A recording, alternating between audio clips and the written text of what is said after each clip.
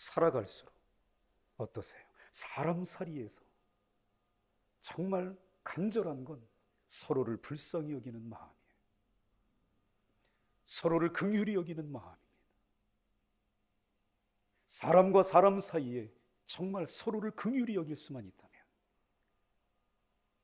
훨씬 더 우리의 삶은 부드러워지고 가벼워지고 윤택해질 텐데 말이죠. 오죽하면 그랬을까?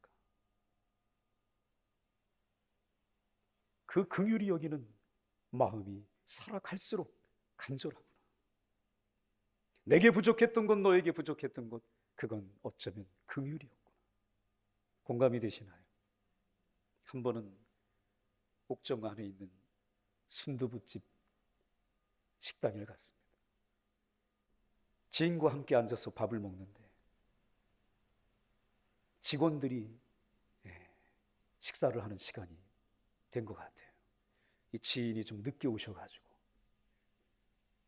늦은 점심을 먹으려고 갔는데 브레이크 타임은 없다고 하니 그냥 부담은 없이 앉았는데 다른 손님들도 계시고 직원들이 식사할 건가 보다.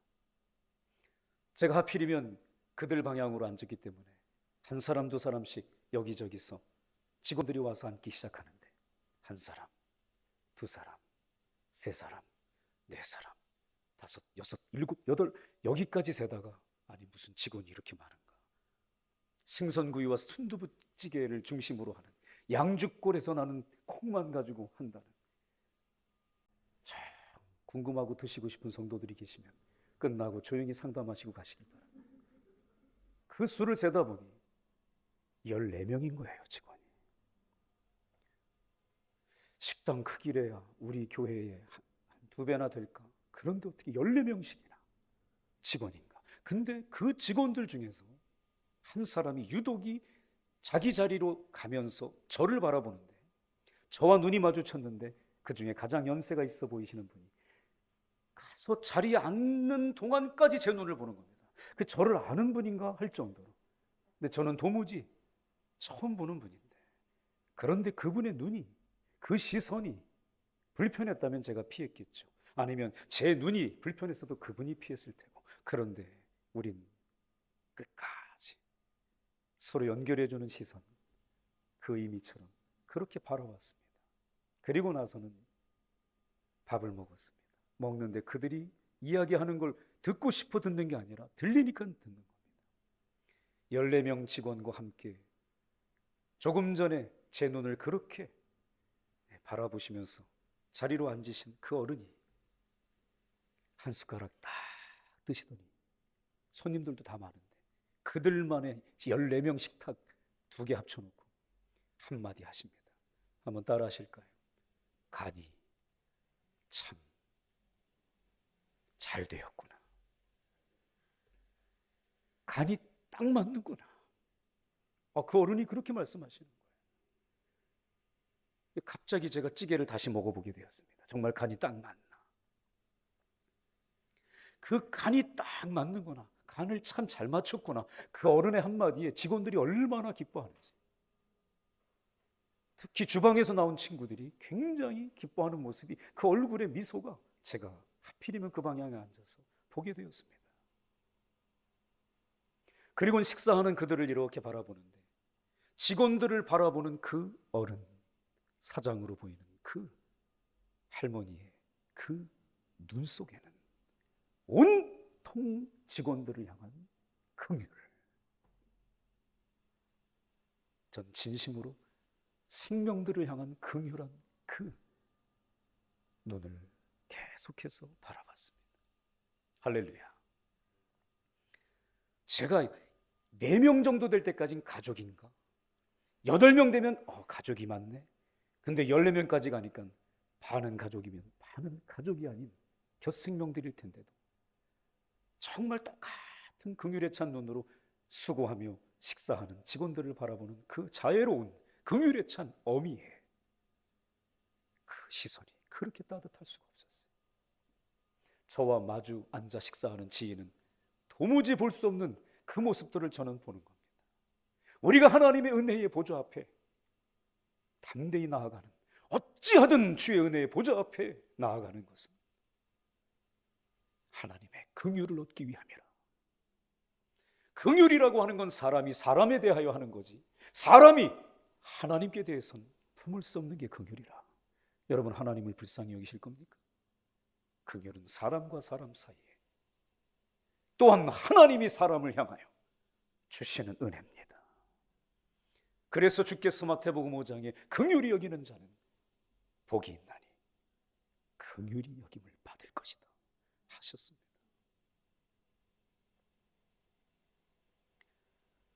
정말 그 긍휼에 찬 어미의 시선으로 하나님은 하나님의 자녀들을 지켜보고 계시다. 언젠가 말씀드렸듯이 사랑하는 사람의 얼굴을 정면으로 보라. 그 눈을 마주해보라. 사람은 얼굴과 얼굴을 마주보는 존재다. 할 수만 있다면 그가 잠들었을 때 잠든 모습을 바라보라. 그렇게 사랑하는 이의 잠든 모습을 보면 가슴에 차오르는 긍휼이 있을 겁니다. 얼마나 힘들까? 얼마나 애쓰며 살고 있는가? 잠든 모습은 꾸밀 수 없어서 그 잠든 모습에서 침을 흘리고 입을 벌리고 자도 보기 싫은 게 아니라 안쓰러워 긍휼이 차오르는 거예요. 우리 주님은 그러한 시선으로 우리를 바라보시는 거예요. 히브리인들에게 있어서 이 긍휼이라고 하는 건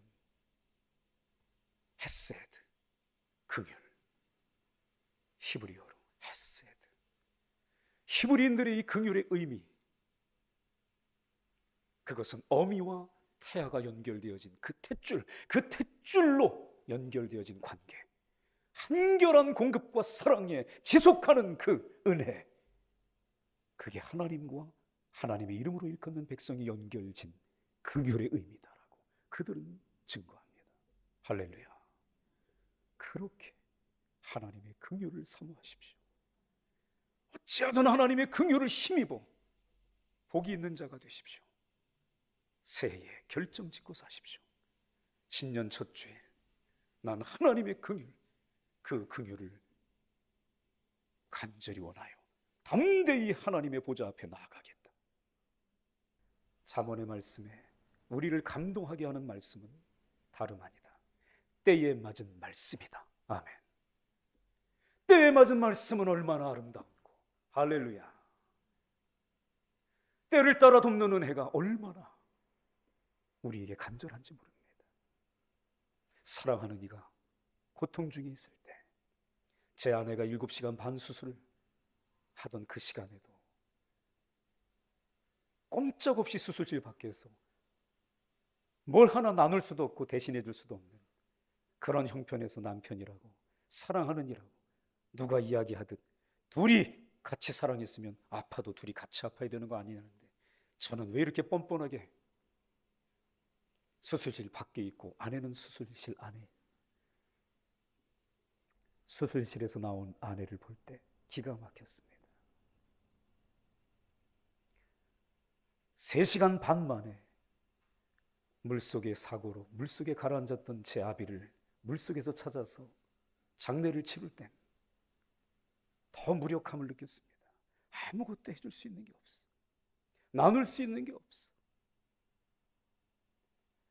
때를 따라 돕는 은혜가 얼마나 간절한지 목사는 살면서, 또한 성도들도 그 모든 삶을 사시면서 공감하실 줄로 믿습니다.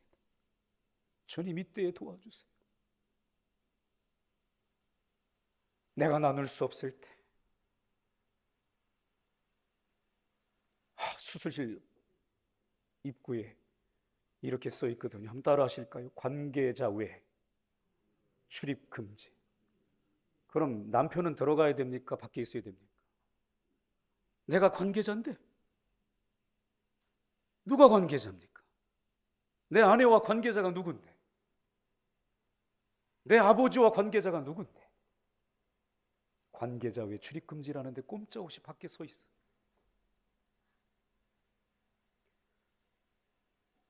가장 무력해질 때, 가장 아무것도 아닌 것 같을 때, 우리의 모든 헌신과 섬김과 사랑이 보잘것없어질 때, 그때를 돕는 은혜를 의지하십시오. 할렐루야.